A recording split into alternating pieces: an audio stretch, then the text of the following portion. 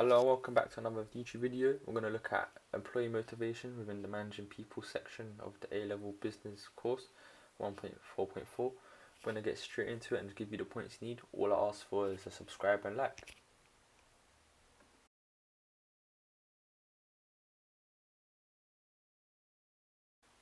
Now there's a few things you need to know. First, the benefits of a motivated workforce. Higher productivity, which equals lower unit cost. This is because they're working faster and increasing the output more. Also, more loyal employees. There will be less labour turnover and absences, which means less people leaving and more people staying. Also, customer satisfaction increases because employees will be more happier and engaged when working and serving customers, so there's a better brand image for the firm. Now, there's a few theories you need to know of motivation. First, you have Taylor's scientific management.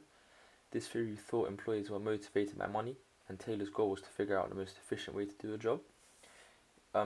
He believed that paying workers according to the quantity they produced caused productivity to rise.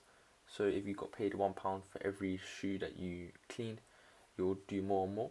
However, increased productivity could mean a reduction in quality. This is because the employees will be rushing tasks to try to get as much money as they can. Now, you need to know Maslow's hierarchy of needs. This suggests people need to meet the needs at the bottom of the pyramid, then they can meet the needs at the top. This enables an individual to develop and become more motivated. If employees meet some of the Maslow's needs, they become more motivated and productive, which leads to lower unit cost and more profits for the firm. However, it's not always obvious what level an individual is at. Different workers put their needs in different orders. And I have Maslow's hierarchy of needs there, and I'm going to explain different sections. So at the bottom, you have psychological needs, so food, water, shelter. An example, when the firm pays staff enough money, staff could go buy these resources they need. Then you have safety needs, so a safe work environment, good health and safety policies, do they get on well with each other? Then social needs refers to teamwork and friendships, so working together on a project, communicating well. Then you have esteem, sometimes known as self-esteem. This is giving recognition to employees, so well done for achieving your sales targets, etc. Then lastly, self-actualization, when they become the best version of themselves, so maybe getting promoted to a manager.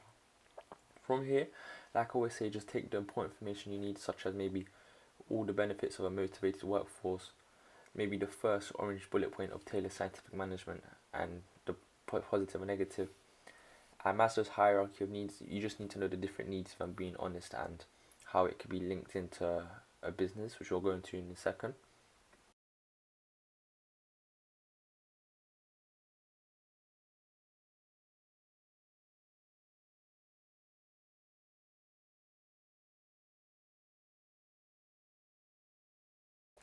Now, one of the two motivational theories you need to know is Herzberg's two-factor theory.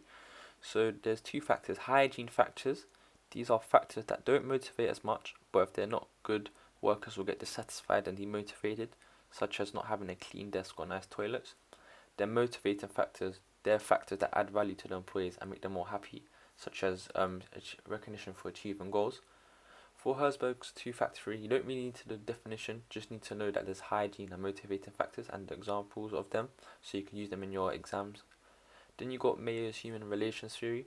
So he found an important factor was attention managers gave to employees. This makes employees more productive because the managers show that they're valuing them and communicating with their staff. In addition, working in groups was a factor that increased productivity and motivation. So you can relate that back to Maslow's social needs. I put a tip here. You just need to remember the theories' names, what they suggest, and examples. So you can say, as an example now, Maslow's needs suggest we have needs to be met to be motivated, such as self-esteem. If we get acknowledged for our work, we will be more happy and productive. For these theories, you don't necessarily need to remember the definition, just examples of what they are and how you could actually use them and talk about them in your studies.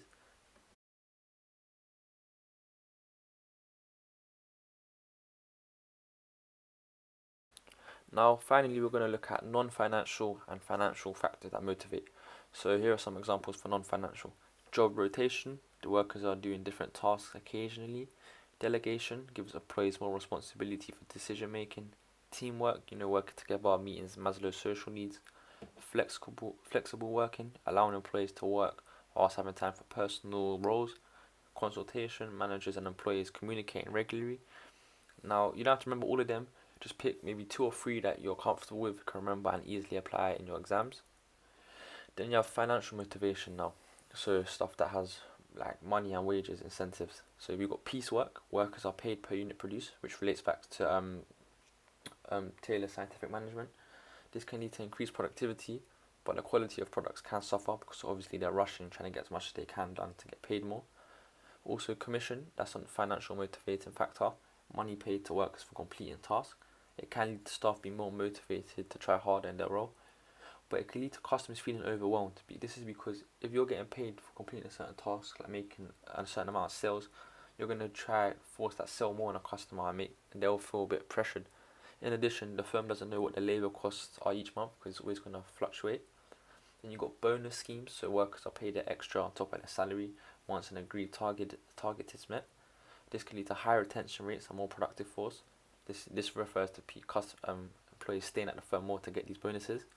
However, the firm may have higher costs and be less profitable. Generally speaking, non-financial incentives are there for long-term motivation, and financial incentives are for short-term motivation. That's it today. All I ask for is a subscribe and like. I just like to give you the information that you need straight away to not waste your time. Remember, you just need to remember stuff that's going to be helpful for you in your exam. All I ask for is a subscribe and like. Have a good day.